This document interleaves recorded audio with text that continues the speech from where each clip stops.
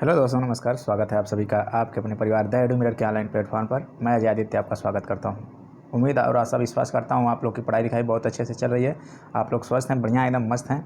तो आइए दोस्तों, शुरुआत करते हैं हम लोग आज के अगले सेट की। सेट नंबर 9 हम लोग देखेंगे इंडियन पॉलिटी के तहत बनने वाले सभी अति महत्वपूर्ण प्रश्नों को हम लोग एक साथ देखते हैं, जो इसी कड़ी में आज हम लोग सेट नंबर 9 देखेंगे।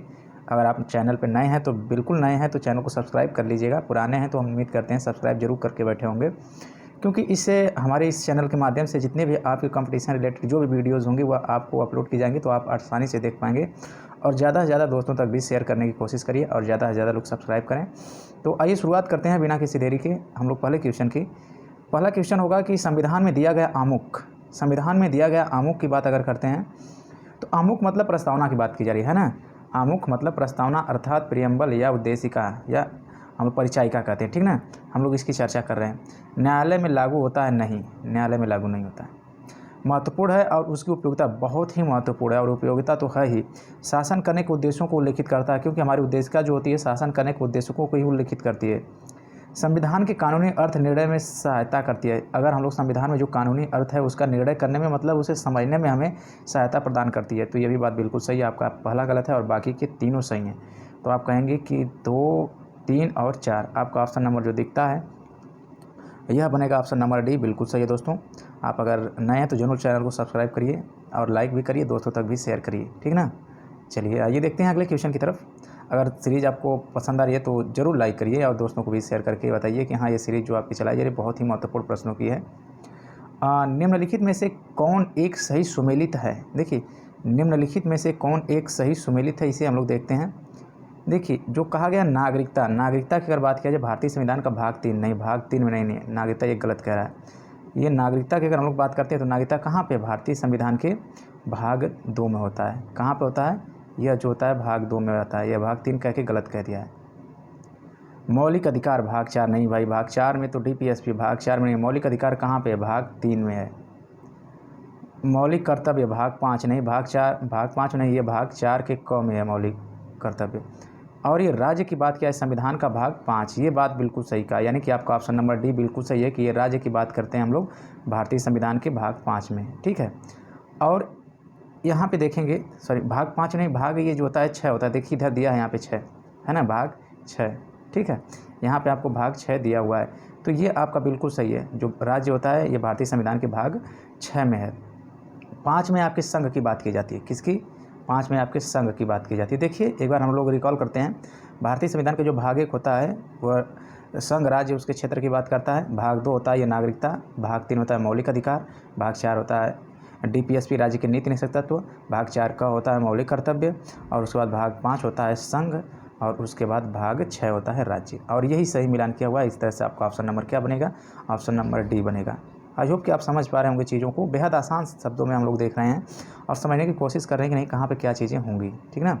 चलिए आगे देखते हैं नेक्स्ट क्वेश्चन की तरफ। निम्नलिखित में से किसे शून्यकाल शब्द गढ़ा? देखिए ये बहुत ही इंपॉर्टेंट क्वेश्चन है, मोस्ट इंपॉर्टेंट है। इसके आगे जितना मोस्ट लगाएंगे उतना मोस्ट कम है। निम्नलिखित में से कितने शून्यकाल शब्द गढ़ा है?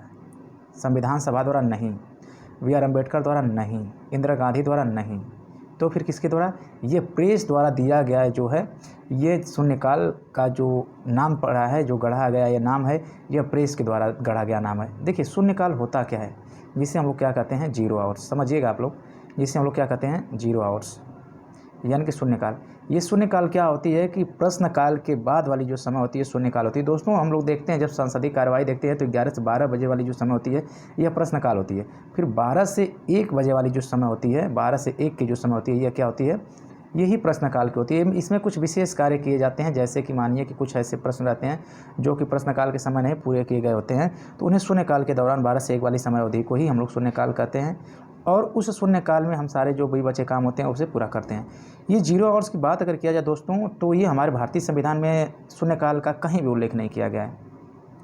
यह नाम मीडिया अर्थात प्रेस के द्वारा दिया गया नाम है। और अगर कभी कभी यहाँ पे क्वेश्चन पूछ देता है कि बताइए निम्नलिखित में शून्यकाल किस देश का गढ़ा हुआ नाम है, किस देश का दिया हुआ नाम है, तो भारत का ही है, ठीक ना। मज़े की बात है कि सबसे पहले इसका प्रयोग कहाँ पे हुआ है?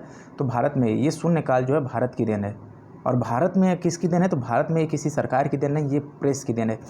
और अगर बात किया जाए कि सबसे पहले भारत में शून्यकाल सबसे पहले कब प्रयोग में आया था, शून्यकाल सबसे पहले कब अस्तित्व में आया था, सबसे पहले इसका प्रयोग कब किया गया था, तो सन 1962 ईस्वी में किया गया था। ठीक है, शून्यकाल स्पष्ट है ना आपको, क्योंकि देखिए जो शून्यकाल संबंधित ये क्वेश्चन बनाए जाते हैं बहुत ही इंपॉर्टेंट क्वेश्चन होते हैं। और यहाँ पे जो क्वेश्चन बनाए जाते हैं ये कहा जाता है कि ये क्वेश्चन जो है किसके द्वारा ये नाम दिया गया है, तो प्रेस के द्वारा, भारतीय मीडिया के द्वारा। किसके द्वारा, स्पष्ट करके लिख लीजिएगा अगर आप नोट करते हैं तो, भारतीय मीडिया के द्वारा यह दिया गया नाम है। और उसके बाद यह शून्यकाल के बाद वाला जो प्रश्नकाल के बाद वाला जो समय होता है, प्रश्नकाल के बाद वाला समय ये होता है प्रश्नकाल के बाद वाला समय। ठीक है, कि बाद वाला समय क्या कहलाता है, शून्यकाल कहलाता है।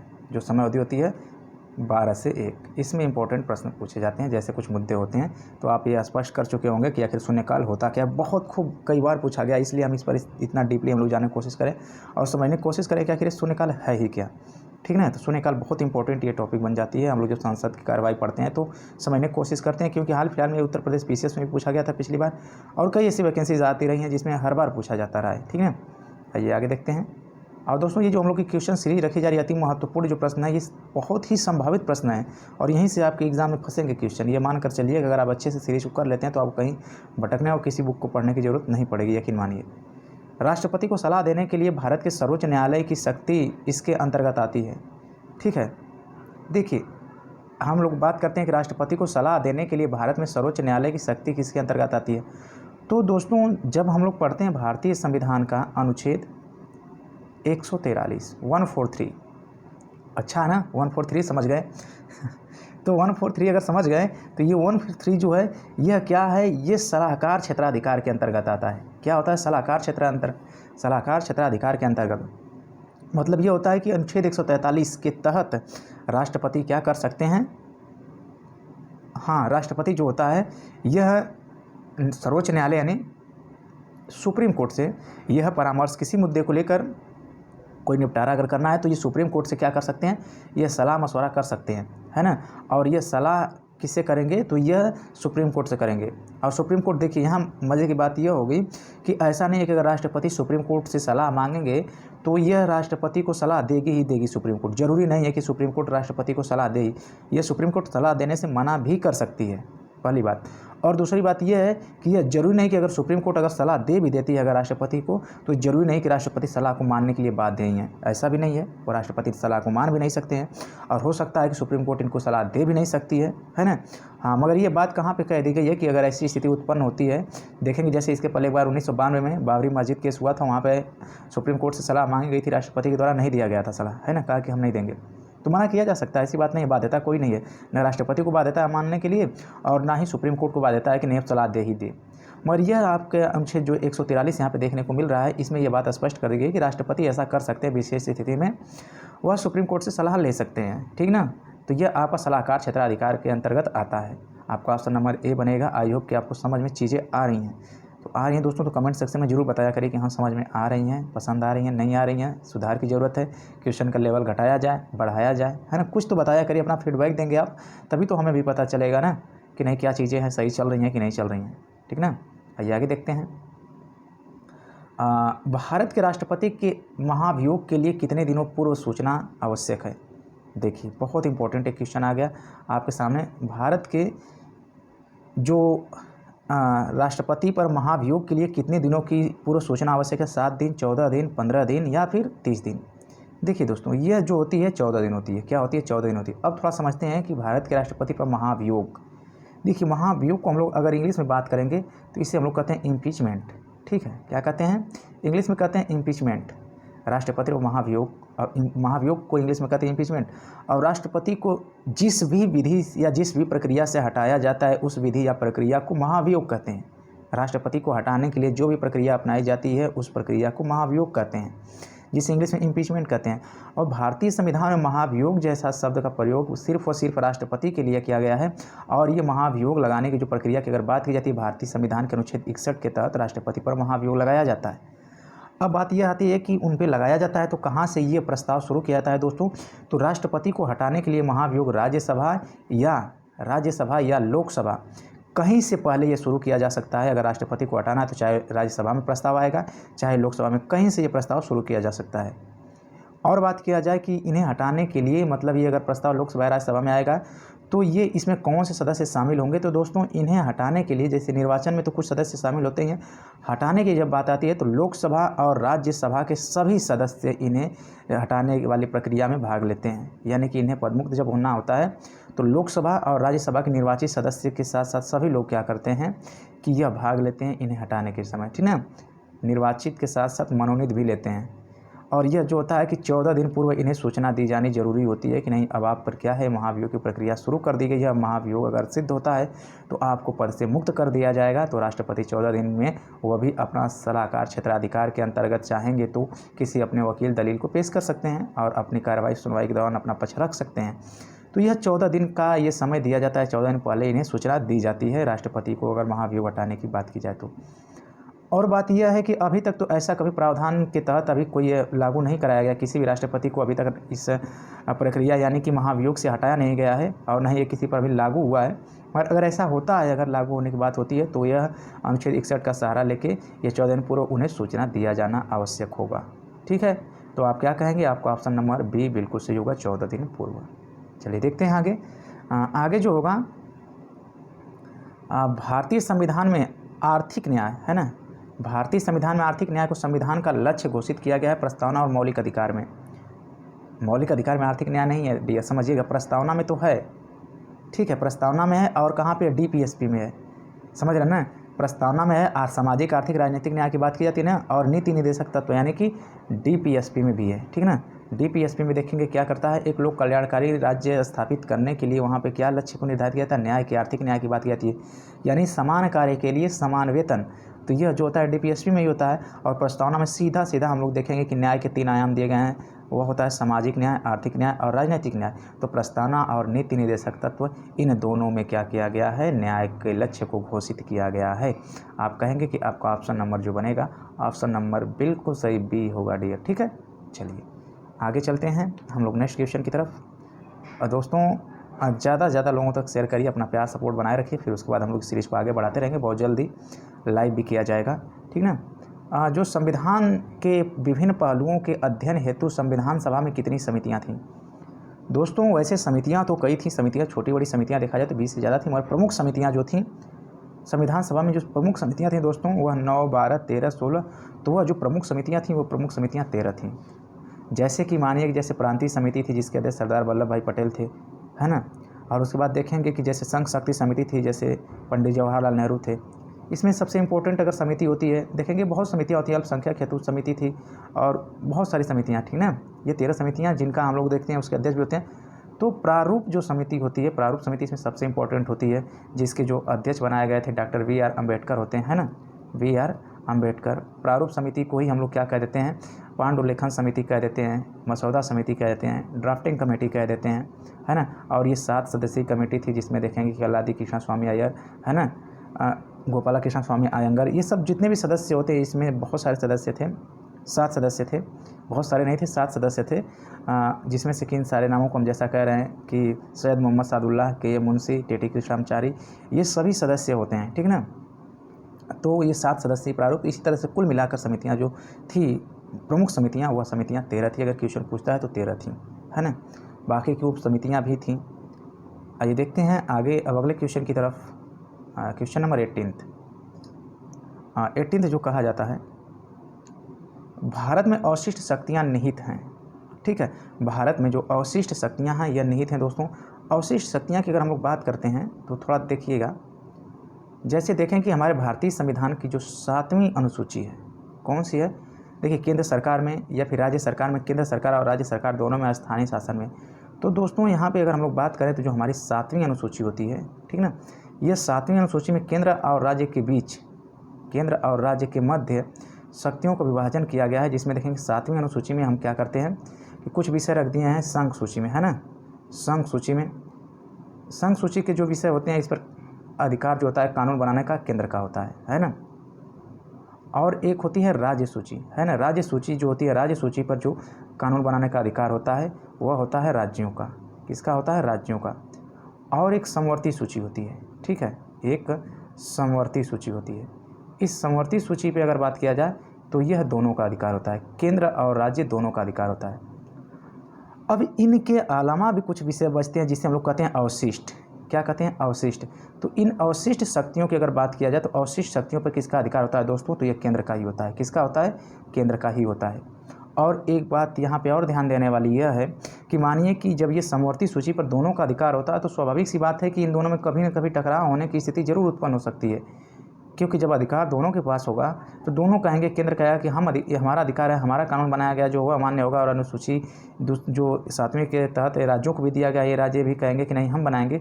तो अगर इस समवर्ती सूची पर अगर कानून बनाने के लिए इन दोनों में विवाद होता है कि नहीं हमारा कानून ज़्यादा मान्य है, हमारा ज़्यादा मान्य है, तो इसमें ज़्यादा प्राथमिकता जो दी जाती है ये केंद्र को दी जाती है। ज़्यादा जो प्राथमिकता दी जाएगी वह केंद्र को दी जाएगी, और अवशिष्ट शक्तियों पर पूरा अधिकार किसका होगा? केंद्र का ही होगा। ठीक है। केंद्र सूची में देखेंगे, संघ सूची में इसमें वर्तमान में 100 विषय हैं, और उसके बाद देखेंगे 61 विषय राज्य सूची में है और 52 विषय इस समय वर्तमान में समवर्ती सूची में है। ठीक है। तो आप कहेंगे कि यह किसका होगा? केंद्र सरकार का। भारत में अवशिष्ट शक्तियाँ जो होंगी निहित किस में होती हैं? तो केंद्र सरकार में होती हैं। ठीक ना। आइए आगे देखते हैं। आगे हम लोग का जो होगा ये अगला क्वेश्चन होगा, इस पर हम लोग अगर चर्चा करते हैं। क्वेश्चन नंबर 19, जिला न्यायाधीशों की नियुक्ति किसके द्वारा की जाती है? दोस्तों जिला न्यायाधीशों की नियुक्ति की अगर बात की जाए किसके द्वारा की जाती है, तो यहाँ पे है उच्च न्यायालय के मुख्य न्यायाधीश द्वारा नहीं, उच्चतम न्यायालय के मुख्य न्यायाधीश द्वारा नहीं, राष्ट्रपति द्वारा नहीं, राज्यपाल द्वारा हाँ। देखिए दरअसल होता क्या है समझिएगा आप लोग, और राज्यपाल तो करते हैं, ठीक है, ये राज्यपाल ही करते हैं, जो हमारे जिला न्यायाधीशों की नियुक्ति होती है राज्यपाल करते हैं, मगर ये मुख्य न्यायाधीश की सलाह पर करते हैं। किसकी? मुख्य न्यायाधीश की सलाह पर करते हैं, मुख्य न्यायाधीश की सलाह पर करते हैं, जो ये किसकी? ये जिला न्यायाधीश होते हैं इनकी नियुक्ति। हाँ, अगर राष्ट्रपति किसकी करते हैं, अगर राष्ट्रपति के बारे में अगर कभी आपसे पूछ देता है कि बताइए कि राष्ट्रपति किसकी नियुक्ति करते हैं डियर, तो राष्ट्रपति जो होता है, राष्ट्रपति सुप्रीम कोर्ट के न्यायाधीशों की तथा हाई कोर्ट के न्यायाधीशों की नियुक्ति भी करते हैं, और नियुक्ति के साथ साथ ही पद मुक्त भी करते हैं। कहने का मतलब यह है कि राष्ट्रपति के क्षेत्राधिकार की अगर बात करेंगे तो अगर सुप्रीम कोर्ट की बात की जाती है या हाई कोर्ट के न्यायाधीशों की बात की जाती है तो उनकी नियुक्ति भी राष्ट्रपति के द्वारा की जाती है, और उनको पदमुक्त भी किसके द्वारा किया जाता है? तो राष्ट्रपति के द्वारा किया जाता है, हाई कोर्ट और सुप्रीम कोर्ट में। मगर यहाँ पे दोस्तों आपसे पूछा है जिला न्यायाधीशों की, है ना, जिला न्यायाधीश, जिला सत्र न्यायालय होता है ना, तो जिला न्यायाधीशों की जो नियुक्ति होती है दोस्तों वह किसके द्वारा होती है? तो वह राज्यपाल के द्वारा होती है, संबंधित राज्य के राज्यपाल द्वारा होती है, और यह राज्यपाल अपनी मर्जी से स्वविवेक से नहीं करेंगे, यह करेंगे तो मुख्य न्यायाधीश की सलाह पर ही करते हैं। ठीक ना। तो आपका क्वेश्चन के अकॉर्डिंग बनेगा राज्यपाल के द्वारा। आई होप कि आप अंतर समझ गए होंगे कि मुख्य न्यायाधीश कौन होंगे, तो उनके सहायता से ही करेंगे राज्यपाल जिला न्यायाधीशों की। मगर सुप्रीम कोर्ट के तथा हाई कोर्ट के न्यायाधीशों को नियुक्ति करने की बात होगी तो भी, एक बार फिर से बता रहे हैं कि नियुक्ति करनी होगी तो भी, और उन्हें पदमुक्त करना होगा तो भी, वह कौन करेगा? राष्ट्रपति करेंगे। और हाँ, राष्ट्रपति जब करेंगे, देखें न्यायाधीशों की नियुक्ति करनी होगी तो वह बात अलग है कि वहाँ भी राष्ट्रपति भी मुख्य न्यायाधीश से सलाह परामर्श करते हैं। ठीक है ना। मगर शक्ति जो होती है राष्ट्रपति के पास है केंद्र में, और राज्यों में राज्यपाल के पास है। ठीक। आइए देखते हैं आज के अंतिम प्रश्न को। इनमें से कौन भारत के कार्यवाहक राष्ट्रपति नहीं थे?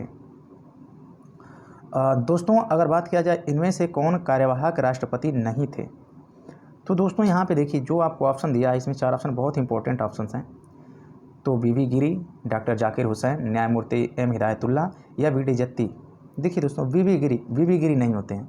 ठीक है। ये वी गिरी तो ये प्रथम कार्यवाहक राष्ट्रपति रहे हैं, प्रथम, क्योंकि प्रथम कार्यवाहक राष्ट्रपति का मतलब ये होता है कि जैसे राष्ट्रपति थे कौन, ये जाकिर हुसैन के निधन के तुरंत बाद वी गिरी जी ही कार्यवाहक राष्ट्रपति बनते हैं, जबकि डॉक्टर जाकिर हुसैन ऐसे होते हैं जो कार्यवाहक राष्ट्रपति नहीं थे, वह राष्ट्रपति ही थे, और उसके बाद इनके निधन के बाद ही तो वी गिरी जी बनते हैं। और एम हिदायतुल्लाह की बात अगर करें तो एम हिदायतुल्लाह भी बाद में बनते हैं, जब जिस समय देखेंगे कि ये इनकी अगर बात किया जाए तो ये भी बनते हैं, बाद में बनते हैं। ये तो ऐसे एकमात्र ऐसे राष्ट्रपति रहे हैं जो आधार हम लोग जानते हैं कि जैसे राष्ट्रपति नहीं तो उपराष्ट्रपति बनते हैं, उपराष्ट्रपति नहीं है तो मुख्य न्यायाधीश बनते हैं। तो ये सुप्रीम कोर्ट के मुख्य न्यायाधीश थे, सीजेआई थे, ये सीजेआई थे, और इस आधार पे ही बने थे कि सीजेआई थे, उस समय राष्ट्रपति का भी नहीं उस समय होना था, उपराष्ट्रपति भी नहीं थे, और इसी आधार पे एम हिदायतुल्लाह एक बार बन गए थे हमारे देश के कार्यवाहक राष्ट्रपति सुप्रीम कोर्ट के सीजेआई होने के बाद। तो एम हिदायतुल्लाह भी बन चुके हैं कार्यवाहक, वी डी जत्ती भी बन चुके हैं। डॉक्टर जाकिर हुसैन जो हैं इनका कार्यकाल के दौरान ही निधन भी हो जाता है, और ये कार्यवाहक नहीं थे, यह राष्ट्रपति थे पूर्ण रूप से। और ये ऐसे राष्ट्रपति रहे हैं, राष्ट्रपति कि जिनका कार्यकाल के दौरान निधन हुआ, और भारतीय इतिहास में 2 राष्ट्रपति रहे हैं जिनका कि कार्यकाल के दौरान हुआ है, ठीक है। और वह होता है एक ये डॉक्टर जाकिर हुसैन और एक है फ़खरुद्दीन अली अहमद। ये 2 ऐसे राष्ट्रपति होते हैं जिनका कार्यकाल के दौरान ही निधन हो गया था। तो यहाँ क्वेश्चन के अकॉर्डिंग जो बनेगा आपका option number B Zakir Hussain, ठीक है। आई होप कि आपको समझ में आ गया होगा। अगर आ गया है दोस्तों तो आज की क्वेश्चन की श्रृंखला हम लोग यहीं तक रखते हैं। आगे भी हम लोग ऐसी श्रृंखला लेकर आएंगे, बहुत ही अच्छे क्वेश्चन लेकर आएंगे। आई होप कि आप लोग का फीडबैक देख के हमें खुशी होती है। आप लोग का अच्छा फीडबैक कमेंट देखते हैं और पता चलता है कि आपको सीरीज़ पसंद आ रही है। ऐसे ही लाइक, शेयर और सब्सक्राइब करते रहिएगा, दोस्तों तक भी बताते रहिएगा। और कोई भी दिक्कत होती है, कोई भी समस्या होती है तो आप हमें कमेंट सेक्शन में पूछ सकते हैं या फिर हमें मैसेज करके पूछ सकते हैं, जहाँ पे हमसे जुड़े हुए हैं सोशल मीडिया के अनेक प्लेटफॉर्म पे हम लोग बातें करेंगे, डिस्कशन करेंगे, क्वेश्चन का आंसर करेंगे। तो ठीक है दोस्तों, आज के लिए बस इतना ही रखते हैं, फिर हम लोग मिलेंगे कल अपने नेक्स्ट सेट के साथ। तब तक के लिए बहुत धन्यवाद। आप लोग स्वस्थ रहिए, मस्त रहिए, अपना ख्याल रखिए। जय हिंद दोस्तों, love you all, take care, thank you.